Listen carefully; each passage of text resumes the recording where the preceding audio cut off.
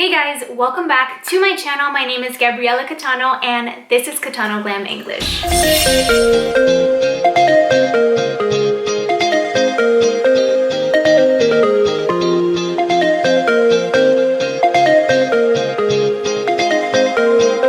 For today's video, I decided to switch it up a bit. I'm still in my glam room, but I am showing you kind of a different side of it. So behind me, you might be able to see some of my lights. I'm sorry if that gets distracting, but there was literally no other way of getting semi-good lighting on my face and not having them show in the mirror. So let's just move on. Today, I'm gonna be showing you how to create this look that I taught in one of my virtual makeup classes in my last YouTube video, which I know was a while ago, I'm sorry. I told you guys about my virtual makeup classes and they are still available, private group. I also have certificate programs going on, so write to me on my email, which I will leave right here on the screen. But for now, if you're interested in watching this video to see how I create that exact look on myself, then go ahead and subscribe to my channel. Click the notification bell so you get notified whenever I post. I am trying to post on Wednesdays, and let's get right into the tutorial. And I just wanted to let you know that today will be a voiceover because I wanted it to be a little bit quicker filming wise. So let's move on. Today I'm going to focus on my actual eyes versus my face. So the first product that I'm going to be taking is the Urban Decay Eyeshadow Primer Potion. I don't know why I always say portion instead of potion, but you guys saw the product. It clearly is called Potion, and I'm taking a tiny, super cute little beauty sponge to blend all of this out. By the way, in case I already didn't mention, the shade that I am using for this primer is Eden. In case you guys don't have a eyeshadow primer at home, you can always use an actual concealer. Yes, this is one of my tricks and makeup hacks. I always say that if you have a nice concealer with pretty good coverage that is not too drying, you can also use it as an eyeshadow primer dupe. Today we're going to be focusing on the OG, the original Jaclyn Hill palette from Morphe. Yes, look at all those colors. It is so important to have an amazing blending brush, and that is why I'm showing you guys this Morphe M433. It is one of my favorites, and I'm going to be taking a mixture of these two shades to put into my crease. Okay, what is she doing? You must be asking yourselves. I'm feeling out the hole between the actual eyebrow bone, or the orbital bone, you would say, and your eyeball. That is where the crease is, and that is exactly where I am putting this color. And I'm applying it exactly like I would in any other tutorial, starting from the outside, trying not to put too much pressure because I do want it to look nice and blended, and then starting to buff it out, making tiny circular motions going inside towards the nose. Once I get to the inner portion of the eye, I do go ahead and pick it up and then start again from the outside. I find that this is the best way to get the most beautiful, perfect blend on the crease. And 1, 2, 3, the other eye is done. We're going to jump into the Morphe M506. As you can see, this brush is way more pointy and way more tiny, but it still has very soft bristles. And I'm going to take this reddish brown tone, dust off the excess, especially since our face makeup is done, really focusing it into the crease. Adding a second color into your crease is the #1 key thing that I will say you have to do in order to create more depth. Plus, it's going to look so much better and more dramatic once we do that semi-cut crease that I'm going to show you later on.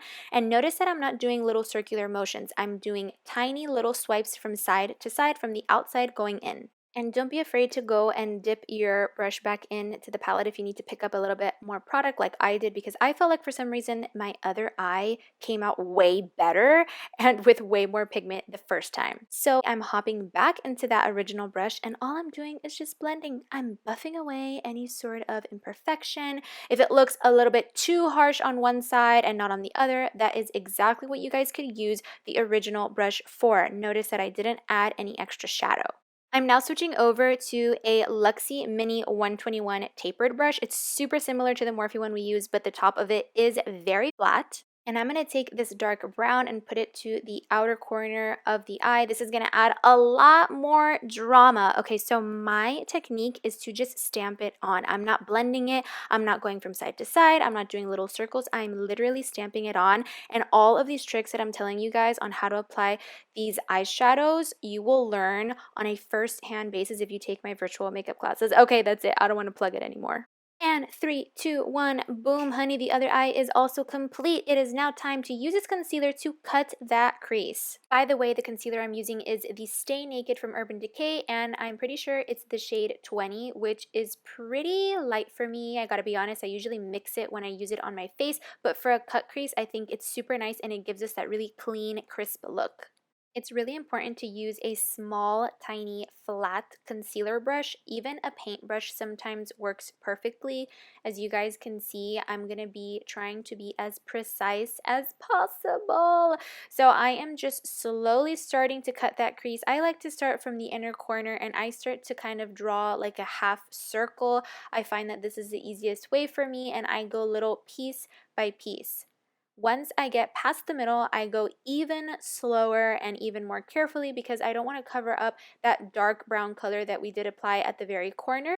And I'm going to take my clean fingers, of course, please wash your hands before this step, and start to pat the very end of where I stopped that concealer because I don't want there to be a harsh line cutting between the color that I already had and then the actual concealer. So I am taking that Luxie brush that had the darker color, and without adding anything, I'm doing the same thing. I'm just kind of packing it on to blend even further. It's time to apply that pop of color, and guys, this is the most beautiful turquoise blue, and we're going to be using a flat brush again, very similar to the one we just used to cut that crease, and I'm going to kind of do the same thing. I'm sort of just packing it on. I'm not using windshield wiper motions. I'm not going in circles. I am pressing the color onto my eyelid right on top of that crease very carefully, not to go outside of where I drew the crease, and then I'm just kind of gliding that color to make sure I get the best amount of pigment. The wetness of the concealer is also going to help make this really, really stand out. You could also add a little bit of setting spray to your brush before you pick up this product if you want to get a little more pigment out of it. Once I get to the very edge of that cut crease, I'm going to switch over again to the brush that had the darker shade and just repeat the exact same step that I did previously, which is kind of just apply this color in patting motions, trying to blend it out without taking away any color. I'm switching to a super thin and precise brush. Guys, this is a super tiny detailed painting brush, but there are tons of companies that have them for eyeliner. And I'm going to just take that reddish brown and start to carve out the crease. Now, we already did this with the concealer, so all you're doing is following that line that you created, that little crease curve, and it just gives it so much more definition. And boom, the other eye is complete. Now to complete the lower lash line, I am taking the Crown Brush C515 and the Morphe E8 brushes. They are super pointy, almost pencil brushes, and they're going to be perfect for the lower lash line. And I'm going to be taking the darker brown first with that Morphe E8 brush. You really want to dust off the excess and try to look up with your mirror. I find that that's the best way to not get any product on your actual face and to really get on your lash line. And then with the Crown brush, we're taking the first shade that we used for the crease in the very beginning of the look as the transition shade, and that's going to help blend out the darker brown and give us a really beautiful smoky eye effect. Now you want to take probably the smallest brush you have in your collection and add this light white shimmery highlight shade to your inner corners to give it a pop of light into your eyes, especially if you're not used to using color on your eyelids, and also to the under part of your eyebrow arch. I think it really finalizes the eye look. If you put too much under the brow, you can go back with the original blending brush and sort of blend it out. Moving on to lips, before we finish up the eyes, I'm taking the MAC lip liner in the shade Whirl, and if you guys haven't heard of this shade, it's so beautiful. It's like a perfect mauve slash nude shade, and it works really well with lots of different skin tones, and I always like to overdraw my lips. I have a full video on this, on how to make your lips look a little bit bigger without having to get fillers. Not that I'm against that, I've also done that in the past, but it's just in case you guys want to get that effect with makeup. To keep it neutral, I'm taking the Anastasia Beverly Hills matte lipstick in the shade Kiss, and I like to stamp lipstick on. As you guys can see, I'm not like swiping it on.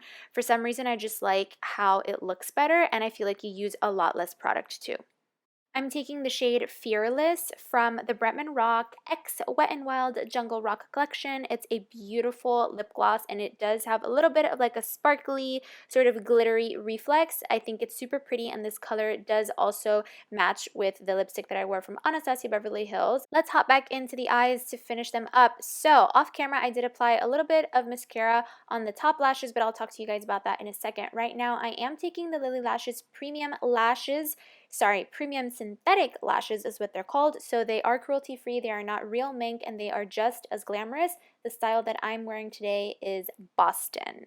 As far as lash application, I have a full video explaining to you guys step by step on how to do that, and you can also learn it in my virtual makeup classes.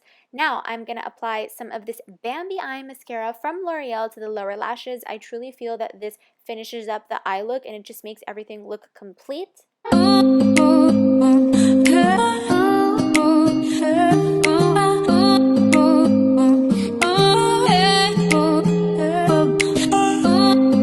Alrighty guys, this is the finished look. That is it for today's video. Remember to subscribe and hit the notification bell so you get notified every single time I post. Like and share this video so that somebody else that's interested in something like this can watch it, and I can help more people get to their makeup goals. Again, reach out to me if you're interested in the virtual makeup lessons. Private group certificate-based lessons also available, and I will get back to you with all the details if you email me right here at catanoglam@gmail.com. And I hope to see you over on my Instagrams as well. Go ahead and follow Gabriella Catano and Catano Glam, because I post so much more content there. Almost every day I'm on there, so you guys can see a little behind the scenes of what my real life is like. Hope to see you in my next video.